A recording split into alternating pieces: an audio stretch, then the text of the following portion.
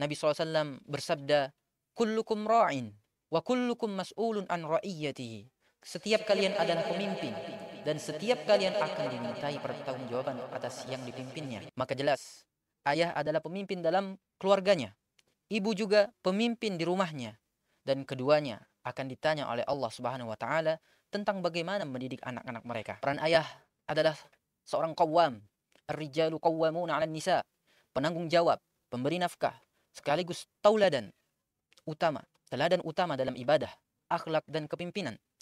Sedangkan peran ibu adalah madrasatul ula. Madrasatul ula. Ibu adalah sekolah pertama bagi anak-anaknya. Sejak ibu mengandung, kemudian melahirkan, seorang anak akan tumbuh, hidup, dan belajar banyak dari ibundanya.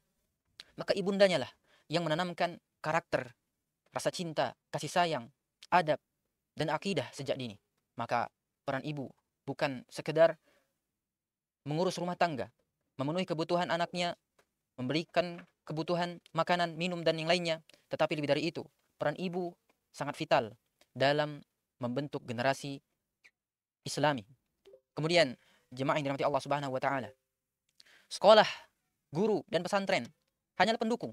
Jika pondasi pendidikan dari rumah sudah kokoh, maka insya Allah anak-anak akan tumbuh menjadi generasi yang beriman, berakhlak mulia, dan bermanfaat bagi umat.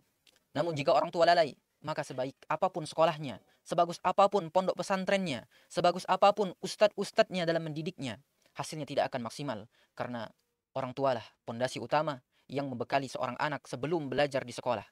Lihatlah bagaimana Ibunda Imam Malik bin Anas rahimahullahu ta'ala. Beliau menyiapkan anaknya, seorang imam, ya, Malik bin Anas, sebelum beliau mengantarkan kepada seorang ulama, ya, Rabi'ah bin Abi Abdurrahman. Beliau mengatakan, anakku, datanglah ke majelis Rabi'ah, pelajari akhlaknya, pelajari adabnya sebelum engkau mempelajari hadis dan fikih darinya.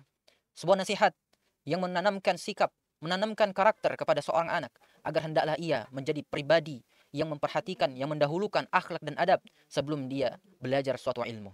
Ini adalah nasihat emas bagaimana seorang ibu mempersiapkan, mendidik, dan juga mengokohkan prinsip dasar karakter seorang anak agar ia siap belajar, siap menuntut ilmu, siap untuk mengemban dakwah kepada umat Islam seterusnya. Oleh karena itu, mari kita mengingat kembali, ya, wahai para bapak, wahai para ayah, para ibunda, mendidik anak, ya, bukan hanya tugas ustadz atau guru, tetapi tugas utama kita sebagai orang tua.